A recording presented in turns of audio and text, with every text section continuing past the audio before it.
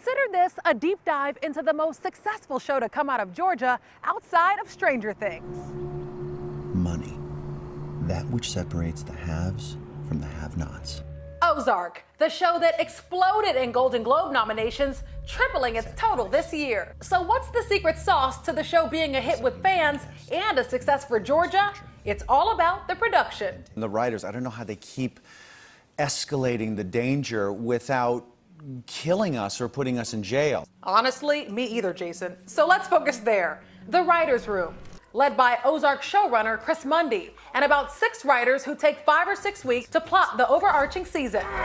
It shouldn't just be throwing a bunch of too much story or too much incident or craziness at the screen. It's like, do you feel completely emotionally engaged in the people you're reading about? It also helps if the actors feel completely engaged in their surroundings, which is why Bateman says Ozark had to film in Georgia. I just love how cosmopolitan and sort of tolerant it is, too. It's super progressive and a lot of interesting people to talk to. What drew you here?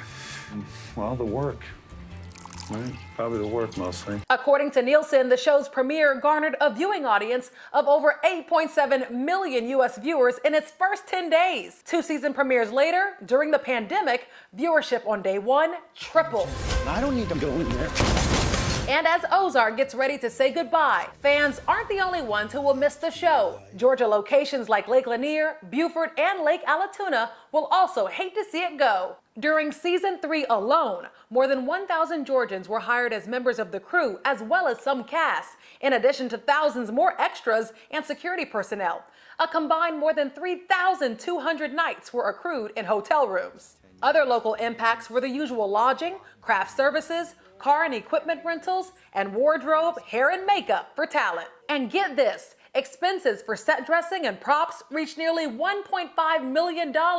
Expenses for grip, electric, and sound reached a combined total of nearly $2.6 million. And if you're wondering which locations truly flourished after appearing in Ozark, look no further. Mooney's Texas Barbecue in Flowery Branch, the vintage diner Silver Skillet in Midtown, where FBI agent Roy Petty stopped to eat at during season 1. What was that?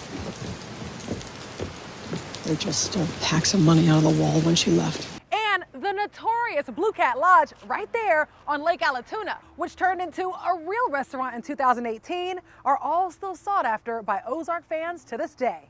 And that brings us to the final ingredient, which involves the show's connection with you. Writers say they spend at least 2 weeks creating in-depth stories on every single characters they hope connect with their audience. He's us. I mean, hopefully, you know, he's a, middle-aged dude trying to get on with it with his kids and his wife and keep them alive and be a provider. I believe that you and Wendy can be happy. Save it. I'm not bribing you to make us happy. And though we'll miss seeing all that drama unfold on our TV and tablet screens, in a statement, Georgia Film Office Director Lee Thomas says, in part, we're proud of Ozark. When productions end, we are sorry to see them go, but interest and filming in Georgia has never been stronger.